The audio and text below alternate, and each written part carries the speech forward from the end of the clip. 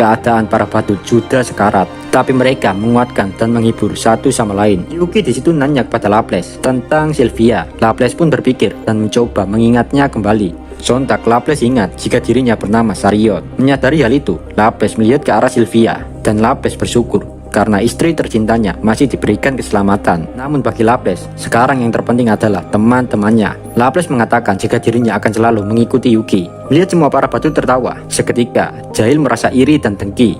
Dia pun menghampiri mereka yang sedang sekarat. Jahil berkata, "Aku akan menghancurkan jiwamu dan menghapusmu dari muka bumi. Sayonara." Meskipun mendengar ucapan Jahil, Yuki dan para badut nggak takut sama sekali, Pak. Dan yang terpancar hanyalah senyuman di wajah mereka.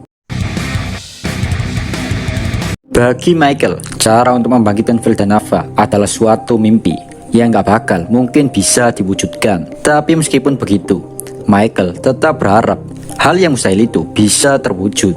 Karena semuanya akan hampa jika dunia tanpa Veldanava menurut Michael. Michael pun perlahan membuka matanya dan terbangun dari tidurnya. Di saat Michael terbangun, dia memahami betapa naif dan terlalu bodohnya karena terlalu percaya dengan semua para bawahannya. Michael berpikir, jika sejak awal dia tidak memiliki sifat naif seperti ini, mungkin pengkhianatan Obera tidak akan pernah terjadi.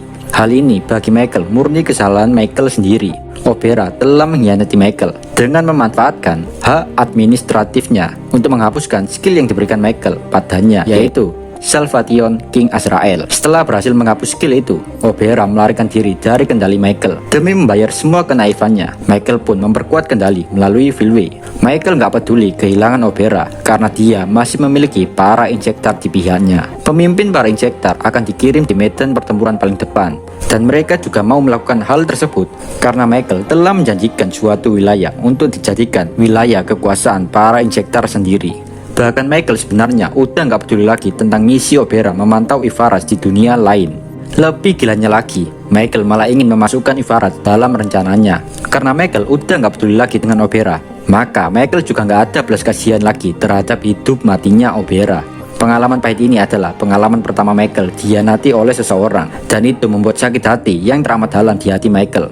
Meskipun Michael telah membuat kesalahan, Michael tidak terlalu dalam emosi dan dendamnya. Dia lebih berpikir bagaimana cara memanfaatkan emosinya untuk mengevaluasi kesalahannya agar tidak melakukan kesalahan yang sama demi mencegah lebih banyak kesalahan di masa depan di dunia lain, tapi bukan dunia lain yang goib. Di dunia itu tidak ada namanya gravitasi, tidak ada bumi dan langit, dan yang terlihat seperti di luar angkasa hanya ada benda-benda dari sihir yang tersebar di ruangan kosong itu. Dari istana bintang surgawi, Michael pun langsung menuju markas Obera di dunia lain. Tapi sialnya, Obera sudah nggak ada di situ. Namun Michael juga merasakan dari jarak dia berdiri ada kehadiran sebuah pasukan besar. Michael pun menoleh dan berkata, "Aku menemukanmu bajingan." Di satu sisi, Obera juga merasakan jika Michael telah mengetahui keberadaannya dan mulai mendekat menuju dirinya. Obera dan para pasukannya pun mengambil formasi untuk menyambut Michael. Michael pun datang di depan Obera, dan para pasukan mulai mengepung Michael karena di sana nggak ada langit dan tanah. Jadi mereka mengepung Michael dari atas bawah, kanan kiri, pokoknya dari semua penjuru. Di situ Michael menghela nafas. Michael berkata, "Ah, sia-sia. Kalian tahu perbuatan kalian ini sungguh terlalu. Padahal saya berharap kekuatan kalian bisa digunakan lebih baik lagi, bukan melakukan perlawanan sia-sia seperti ini." Bagi Michael, suatu kerugian jika kehilangan pasukan di depannya, karena mereka adalah pasukan yang sudah lama bisa menahan ras kriptid. Namun keteguhan hati Michael bukan kaleng-kaleng, dan dia ingin segera melenyapkan pasukan Obera di depannya. Obera di situ mengatakan, "Michael, hebat kau, lebih cepat mengetahui semua ini dari yang telah kuperkirakan." Michael di situ malah berterima kasih kepada Obera. Berkat Obera, Michael kini sudah mengerti sisi lemah dan kenaifan dalam dirinya. Tapi tetap saja, Michael tidak akan memberi pengampunan kepada Obera. Dengan barbarnya, Obera juga mengatakan jika dia tidak mau meminta maaf kepada Michael. Karena Obera tidak memiliki rasa hormat dengan orang mencurigakan seperti Michael. Obera pun seketika mengatakan, "Ikuti merah." Dan perang pun dimulai. Ratusan ribu pasukan sudah mulai bergerak dan menyerang Michael secara bersamaan. Karena serangan itu dilakukan tanpa henti dan terus-menerus. Serangan itu bagaikan cahaya yang tidak pernah redup. Meskipun diserang bertubi-tubi dan tanpa henti, Michael tidak panik karena dia ngerasa dia sudah memiliki Castle Guard, yang dimana dia akan aman dari serangan musuh. Namun ternyata saudara, Panas goblok. Michael merasakan rasa sakit. Di sisi lain, Obera beserta para pasukannya terus membakar Michael hingga garing dan kriuk kayak babi panggang. Perlahan demi perlahan tubuh Michael mulai mengalami kerusakan. Dalam keadaan terpojok, Michael memikirkan, kenapa Tesla Guard milikku tidak aktif saat diserang para bawahanku? Dan gak lama dia menyadari jika seluruh bawahannya yang ada di situ tidak memiliki kesetiaan padanya. Dan itulah sebabnya Kastil Guard milik Michael tidak bisa aktif. Satu hal yang bisa dipahami Michael saat ini adalah sendiri. Dia sendiri nggak punya teman nolep kebanyakan nonton Nikopoi. Bahkan Obera yang melihat hal itu pun kaget. Bagi Obera harusnya Michael tidak bisa terluka, tapi ini kok terluka. Tanpa pikir panjang, karena melihat adanya kesempatan, Obera memberikan perintah. Ya Otomo, Teruslah menyerang Michael. Jangan biarkan Michael bernafas. Di sini cuy, Obera sebenarnya udah tahu jika saat dia melepaskan skill seri malaikat yang dia miliki, otomatis Michael pasti mencari dan mengejarnya. Makanya Obera sudah menyiapkan segala rencana untuk mengantisipasi Michael. Obera juga mengetahui jika Michael lebih kuat dari dirinya. Namun Michael masih kurang pengalaman bertarung. Obera ini cuy adalah tipe pemimpin brilian dan berkepala dingin. Bahkan Obera rela melakukan apa saja agar tujuannya tercapai. Meskipun Michael saat ini sedang dikeroyok habis-habisan oleh pasukan Obera, tapi Obera belum puas karena nggak ada jaminan serangan mereka benar-benar bisa memusnahkan Michael. Obera berkata di situ, Oma, bawa pasukan pertama untuk segera pergi ke Milim. Sementara aku akan menahan Michael di sini sampai titik darah penghabisan. Dengan spontan, Oma menolak permintaan Obera. Oma berkata, kau pasti bercanda kan? Untuk membuka gerbang hanya bisa dibuka oleh malaikat primordial kan? Dan otomatis aku tidak bisa membukanya, Obera-san. Namun bukan itu saja yang aku risaukan. Bagiku, seorang pejuang tidak akan pernah meninggalkan tuannya hanya untuk menyelamatkan dirinya sendiri. Setelah Oma mengatakan itu, semua prajurit mengatakan, kehormatan kami adalah berjuang bersamamu, Obera-san. Bagi mereka, nggak ada gunanya jika bisa bertahan hidup jika tanpa bos mereka, yaitu Obera. Di situ, Obera memikirkan apa yang harus dia lakukan selanjutnya. Karena kemungkinan terburuknya adalah semua orang akan mati di sini. Bagi Obera, minimal ada seseorang yang bisa memberitahu Milim tentang situasi saat ini. Pada saat itu, Obera merasakan tiba-tiba energi Michael tidak mengurang seperti tadi saat diserang. Malahan, kini serangan pasukan Obera nggak berefek kepada Michael. Yang dengan kata lain, Michael sudah tidak menerima kerusakan pada tubuhnya lagi. Di situ, Michael mengumpulkan kekuatannya dan membuka mulutnya. Dalam sekejap, Obera tahu dia dan para bawahannya berada dalam bahaya. Dengan sigapnya, Obera menyuruh pasukannya menjauh dari Michael. Seketika, Michael mengeluarkan semburan naga milik Velgreen. Michael bisa melakukan itu karena Michael sudah memiliki kekuatan True Dragon, yaitu milik Velgreen. Dalam sekejap, 10.000 pasukan Obera lenyap. Andaikan Obera tidak mengetahui ini lebih cepat, mungkin semua pasukannya kini sudah tidak tersisa di situ.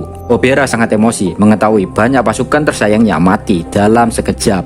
Kini serangan balasan mulai dilancarkan dari pihak Obera. Namun, semua serangan pasukan Obera tidak berhasil melukai Michael karena Michael melindungi dirinya dengan pertahanan es milik Velzat, yaitu perisai kristal salju. Tubuh Michael dikelilingi debu kristal es berwarna biru putih yang sangat indah.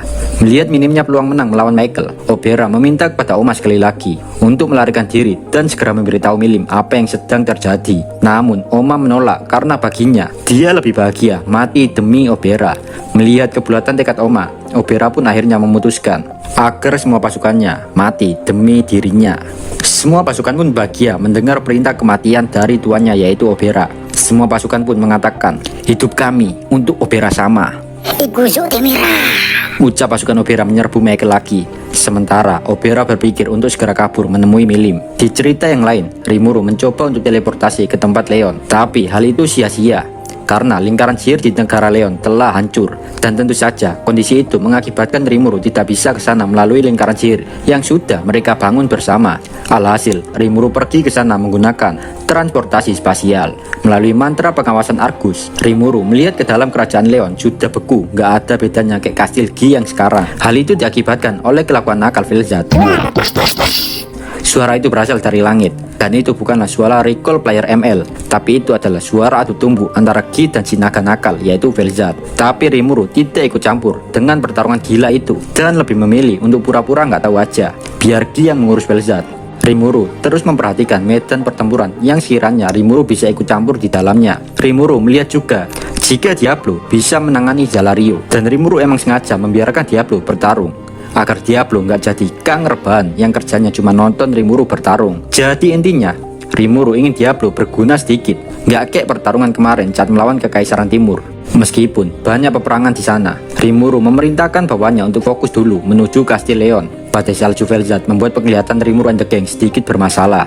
Dan Rimuru jadinya hanya mengandalkan instingnya agar bisa sampai di Kastil Leon dengan cara merasakan getaran pertumbukan para bajingan itu.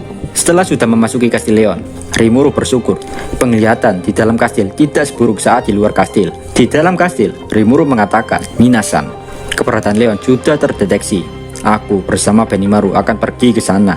Dan untuk yang lain, kalian bertugas membantu sekutu kita yang lagi bertarung melawan musuh." Dalam sekejap, semua bawahan Rimuru kecuali Benimaru dengan sigap langsung melaksanakan tugas dari Rimuru. Rimuru dan Benimaru pun langsung menuju ke tempat pertempuran Leon.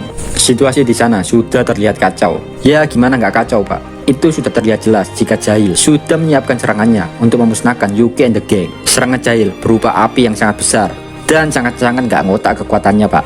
Rimuru seolah-olah berada dalam posisi di mana dia berpacu dalam waktu. Rimuru tahu jika situasi yang sekarang benar-benar situasi yang sangat berbahaya. Untuk memahami situasi, Rimuru sengaja menggunakan percepatan pikiran ratusan juta kali lipat dengan tujuan dapat mengambil keputusan yang tepat. Bagi Rimuru, serangan Jahil jika mengenai seseorang, maka orang itu akan benar-benar lenyap dari dunia.